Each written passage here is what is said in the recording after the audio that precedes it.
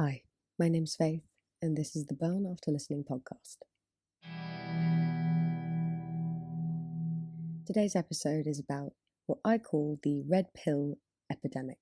My name's Faith, I'm a therapist, and my other podcast called Between Clients is a lot more to do with therapy and it's videoed, whereas this podcast is a little bit broader, a little bit more relaxed, and not recorded on video. So I hope you guys enjoy it, and I'm looking forward to continuing on this project as well. So Red Pill podcasters will continue to spew their rhetoric, even if they're persuaded against their own narratives. What I mean by that is they are professional rage baiters. They are there to piss us off, and not only do they build a huge fan base out of that, but they make loads of money off of sharing extreme, divisive, segregative ideologies. When I think Red Pill, I think of alpha male podcasts where they just openly attack women, amongst other things, and they do a very good job of telling everyone else how to live, because we're telling the boys because what, they're going to get a Bugatti. Is that the Tate thing? Shut up, man. But the problem with that is that it's more than sexism. They reach at a targeted demographic, which is generally teenage boys under 18 who are at a place where they're probably feeling not entirely sure of themselves and what they want from their lives. And so they look to men older than them for influence and advice. And this is the stuff that they are up against. This is the stuff that they have to take on. And I have no idea why extreme rhetorics of any kind are on such a rise at the moment. I find it really toxic, and I think there's more of a plan to it. These older men making this kind of content are exploiting young men and easily influenced people, teenagers, who don't know why these arguments don't work in the long run. Instead of being taught how to degrade and humiliate, they should be taught to respect and, work somewhat ethically or treat women ethically. I think the reason that red pill content creators are doing, bits online, and, that they're actually really, really blowing up fast, is because they want their message to be continued. It's kind of like a cult.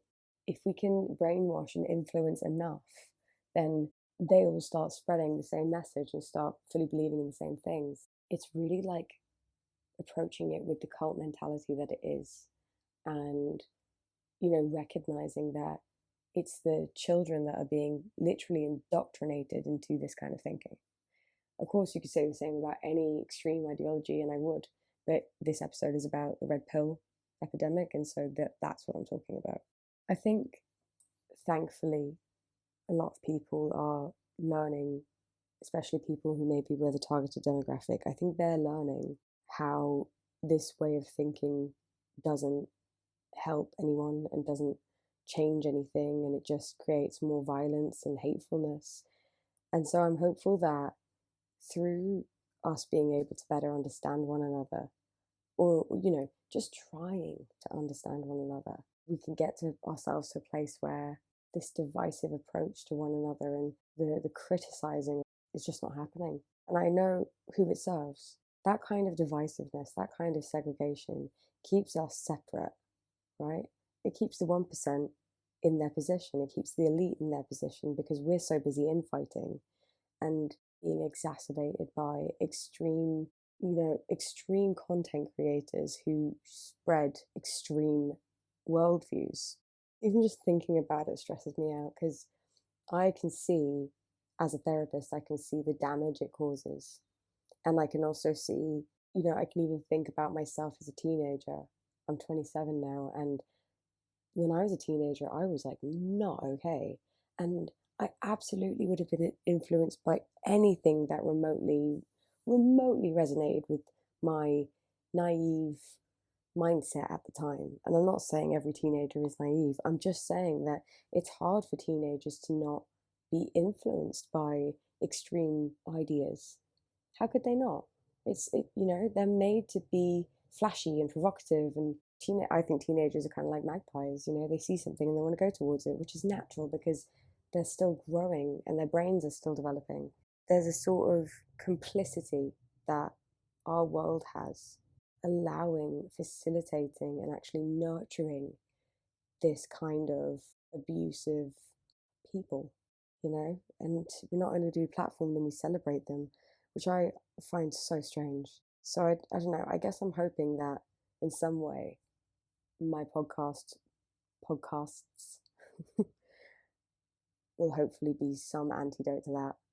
I'm not going to delude myself, or I'm not going to let my head get too big in terms of what I expect of my own content, but I know that I don't want to spread hatred and I don't want to spread divisiveness. And I know that that in and of itself principally is better than so many content creators. And so I'm going to stick with that, hold that to my heart, and try and keep going on that path.